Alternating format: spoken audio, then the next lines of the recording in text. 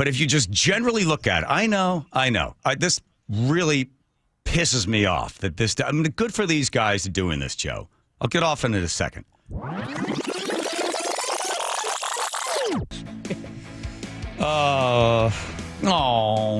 So sad. Seattle Fire Department is suspending its DEI training. Oh, this is a shame. After a backlash. They said, well, we're going to suspend it temporarily, but, we still think DEI is important. So here it is right here. So this is the Diversity, Equity, Inclusion, DEI program targeted at firefighters, and medics in King County was suspended after a backlash from employees, according to a report on Tuesday. So this is the actual training video. Did you watch the video, Shari? I'm sure it's good. Yes, and the name of it is Stronger Together, an Introduction to Anti-Racism and Gender Inclusion. It's aimed to instill empathy, awareness, and dignity in patient care. So that's what you're about to hear, is an excerpt from it. Get ready, everybody. Get ready.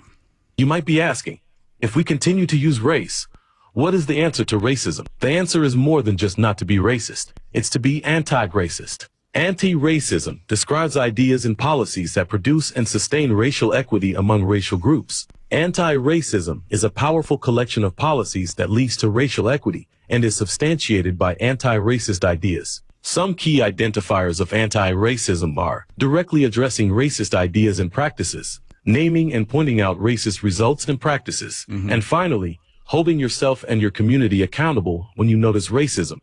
Today, I want to discuss just that with you. In the U.S., doctors are required to assign a biological sex at birth based on the observation of external traits. Yep. Plus, if they were to do a test, they would probably be able to see the chromosomes. So the external test is, that looks like a ha-ha, or that looks like a mama. So that's a girl, it's a boy, right? Occasionally, not fully developed or overly developed, a female genitalia or a reduced male genitalia, you get sort of a, well, that could be one of them. But so apparently doctors just sort of look and then guess, and then they say, well, that's a male, that's a female. However, gender is not the same as sex. Gender, like race, has changed over time and is a social construct. Oh, so it's a social construct, so you can determine whatever your gender is. You're biologically and cellular, you would X or XY. That's what you are biologically. But if you want to deny what you are biologically and then in your head determine, well, I'm actually something else, even though every single cell in my body screams that I am male or I am female, I'm not going to be bound by that. I'm going to determine what I am, and then I'm going to live that way for as long as I want, and I can switch back and forth. But so you can't really tell if it's a male or a female. So don't forget, you're a firefighter or a medic, and you're going to treat a woman differently than you treat a man, depending on the biology of those two. So, but not according to this video. Let's consider the following stereotypes. What is masculine or feminine or androgynous? What is for boys or girls? How do boys or girls act? This is all determined by the culture or society you are raised or living in. Behaviors that help to promote growth and change. The male brain and the female brain. Different? Totally different. The male's heart and lung size, capacity different? Different. The bone structure of a male and a female, different? Different. The ability for a male's eye and a female's eye to detect different things because of how the brain is able to perceive the stimuli, it is different. 100% proven every single time. Now, in your mind, you could say, well, I don't really think I am a male or female, but your body will tell you that you are. But then you can push back, counter from, and you can try to be something other. But again, every cell in your body will determine. It doesn't mean that you act all alpha male. I heard Jordan Peters, as much as people don't like him or do like him, he said it's a spectrum. You can get some men that are very, very masculine. The spectrum part, we'll call that to the right over the 10, right, on this. Then you can get some men that they're men, but they tend to have more feminine traits. and they can go all the way to a 1. So they're a 1, the more feminine, but they're still masculine. I mean, they're still male, but they're more feminine. They have more feminine characteristics, and that could be considered somebody that might be homosexual, or not homosexual, but just more feminine. They have more female, attributed female, so they might be more emotional, they might be more sensitive, they might be more caring, they might be more nurturing than somebody else that is over to this other side. So it's a spectrum. It's a basic spectrum, but you're still either male or female, but you operate within this spectrum. And it's not you're locked in, because you can get some hard, tough, big bruising guy who, especially a firefighter, pulling the lifeless body of a baby out of a house, breaking down in tears in the front yard on his knees. Well, I didn't expect to see, Doug react that way, right? So you can swing back and forth. That's the beauty of us as humans. It's the ability to express a tremendous amount of emotions, but still within the context of male or female. But this videotape, this instruction, is telling you, no, that's not the case. These are stereotypes. Self-reflection and journaling are great places to start. These actions can help you to reconcile the disparities between your intent and your impact. Start by asking yourself, how did you feel during work, with each patient, with your coworkers? Be honest with yourself. What racist or sexist ideas came across your mind throughout the day? How will this make a person feel? What feedback have I been given, and how can I use it? So what was the pushback? What were the problems with the firemen and the medics and the firefighters there, Shari? Well, if they didn't pass this test, it could have jeopardized their EMT certificates. So they thought that this was really not a very good way to build any kind of, momentum or anything else. People felt ostracized for it. Mm-hmm. And this is another thing that was said. It's important for white people to understand the distinction between being publicly shamed for a racist act versus feeling internalized shame while being held accountable for racism. The training included tests and quizzes, and this is what they came up with. Following feedback from numerous members expressing concerns about the test, and after consultations with several fire chiefs who echoed these concerns from their respective teams, we collectively decided to suspend this training through the South King County Fire Training Consortium. Renton Fire Chief, this is Heitman. That's what he had to say. He supports wholeheartedly DEI training, but he was concerned that some staff members would feel forced to say something that does not accord with their own views. So what are they going to do? Temporarily stop it? I think they're going to retool the training, and I don't know if they feel like there's some obligation to continue with it, but they probably will. It's just that they're going to take out certain things that they feel are difficult or offensive to other people. The DEI needs to be eradicated. It's as simple as that. It is the dehumanization of a human being. And it is so odd that it has permeated so much of our society, and now it is the lens in which education for firefighters or kids in school or how the government chooses someone over another. It is unbelievably destructive. And for those people that hopefully some people are brave enough to stand up and say, why don't you see me as a human being? Why do we need to segregate? Right? What is it? Why do I need to be in this particular category? And why are you judging me by the color of my skin or whatever sex I am or whatever else? Why do I need to be part of your illogical worldview? But people sit there, you're in a class, and anybody have a problem with it? You don't want to raise your hand and say anything, because then all of a sudden, one, you lose your job or no promotion, or you speak out. It's the kid with the emperor has no clothes. That kid, because he knew he had nothing to risk, so he spoke the truth, and it was like, whoa, what?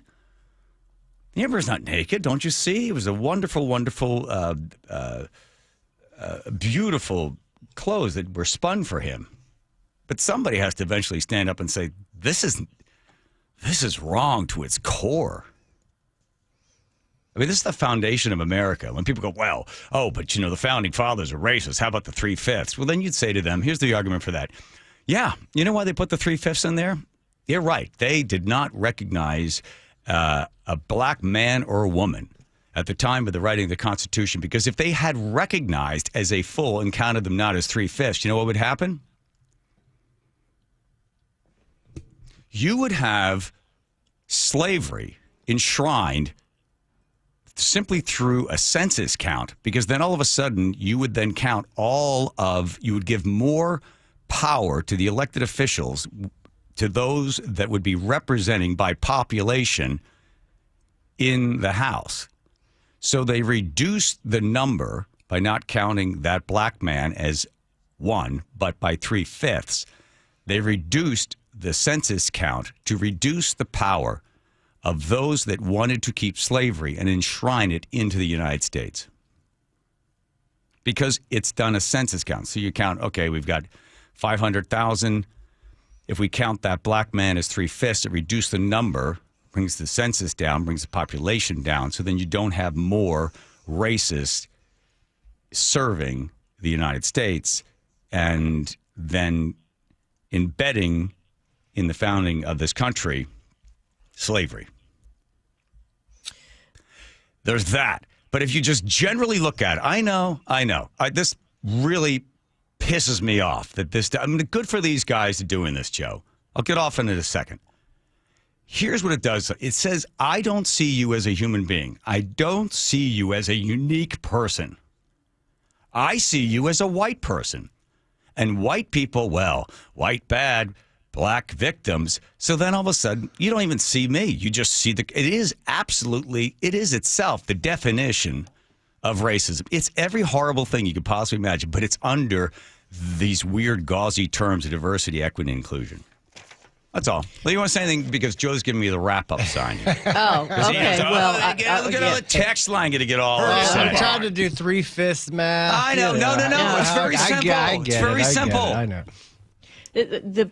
I think the objective of this training was to make sure that the firefighters and the EMTs could handle people with diverse backgrounds and also some, people that might be transsexual. Here's what one of the firemen said. We've never had issues or problems providing care to people with different backgrounds in emergency scenarios. If you call 911, everyone gets the same care based on the given reason they called. Right. I believe that. I do too. These people that are you're running into a burning building. You're risking your life. You think it's like, okay, who's in the building? Okay, so we're going to go in and only save the oppressed people first, and then maybe we'll get the white people out of there. I mean, they go there. Same thing with the medics, right? Of course, they don't come in until the police say so it's secure, but they're still working hard to save somebody's life, regardless of who it is. I mean, that's the amazing thing about it. They didn't get into this business because they're a bunch of racists. No, I treat this person better. No, that's a human being. That person's unconscious. That person's bleeding. I will save that person's life. Even if that person pulled out a gun and shot a police officer, they're there on the ground. That medic's not judge and jury as to whether or not they're going to apply service to this person to save their life. They don't do that. They see somebody that is in need and they save them. They don't care.